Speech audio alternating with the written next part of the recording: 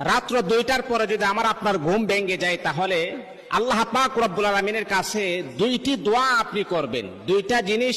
দুইটি দোয়া আপনি যদি করেন, তাহলে ইনশাআল্লাহ আল্লাহ পাক রব্বুল আলামিন আপনার যে কোনো হাজত আমার আল্লাহ পূরণ করে দিবেন। মনে রাখতে হবে, ওই সময় ঘুম ভাঙাটা এটা আল্লাহ পাক রব্বুল আলামিন স্বয়ং আমার আল্লাহ আপনাকে মেসেজ দিয়েছেন। আর ওই সময় আপনি আল্লাহ তাআলার কাছে যা চাইবেন আমার আল্লাহ তাই দিয়ে দিবেন আপনাকে। এই জন্য আমার প্রিয় বন্ধুগণ, বিশ্ব নবী মদিনার কামলিওয়ালা নবী সাহাবায়ে কেরামকে বললেন, ও আমার সাহাবীরা শোনো শোনো, রাতের বেলা তোমরা যখন গভীর রাত্রে যখন ঘুমিয়ে যাও, হঠাৎ করে যখন তোমাদের ঘুম যখন ভেঙে যাবে, তখন তোমরা পড়বা লা ইলাহা ইল্লাল্লাহু ওয়াহদাহু লা শারীকা লাহু লাহুল মুলকু ওয়া লাহুল হামদু ওয়া হুয়া আলা কুল্লি শাইইন কাদির।